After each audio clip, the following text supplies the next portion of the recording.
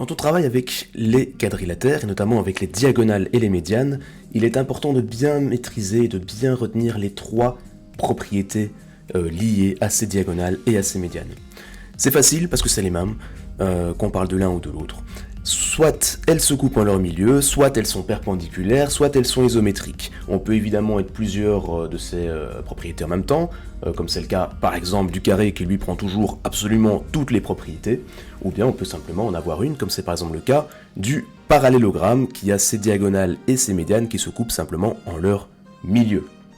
Quand on veut construire des quadrilatères à partir des diagonales, en particulier ceux qui nous intéressent, c'est-à-dire le parallélogramme, le rectangle, le losange et le carré, il est important de connaître, comme d'habitude, les propriétés liées à ces diagonales. Pour le rectangle, on sait que les diagonales se coupent en leur milieu et qu'elles sont isométriques. Et la façon dont on va se servir de ces propriétés, ça ressemble un petit peu à ce qu'on va faire pour le parallélogramme, tout comme quand on va construire le losange, ça ressemble très fortement à ce qu'on va faire pour construire un carré. Donc pour construire un rectangle, les diagonales mesurent 6 cm et j'ai une information en plus, je demande un angle de 50 degrés entre mes diagonales.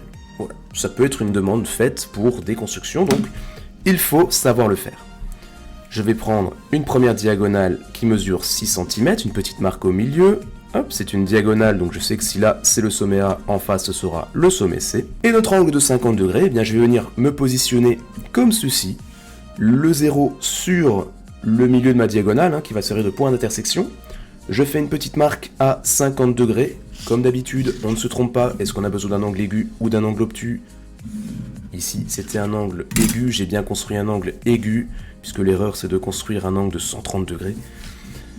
Je sais que les diagonales sont isométriques, donc je peux me limiter à 3 cm de chaque côté de cette intersection pour avoir une diagonale de 6 cm. Je vais avoir le point P et le point D. Et je n'ai plus qu'à relier le tout pour faire apparaître mon rectangle ABCD qui respecte les dimensions demandées. Et voilà, je peux éventuellement colorier pour bien le faire ressortir. Mais j'ai fini ma construction. Pour le losange, c'est encore plus facile puisque les diagonales se coupent également en leur milieu, mais surtout elles sont perpendiculaires. Et ça va nous faciliter énormément la vie, puisque je vais commencer par la grande qui mesure 8 cm, 4 cm de chaque côté, une petite marque au milieu, hop, hop, hop et hop. Je vais appeler cette diagonale, pas AC puisque c'est MNOP, on va l'appeler MO. Ensuite, je vais venir tracer une perpendiculaire, hop, puisque mes diagonales sont perpendiculaires, comme pour le carré. Seulement, je vais me limiter à 5 cm, donc c'est-à-dire 2,5 cm de chaque côté de mon intersection. Et je vais nommer ces sommets N et P. J'ai construit mes deux diagonales. Elles sont perpendiculaires, elles se coupent en leur milieu. J'ai bien limité selon les données demandées, donc le 5 cm et le 8 cm, 2,5, 2,5, 4 et 4.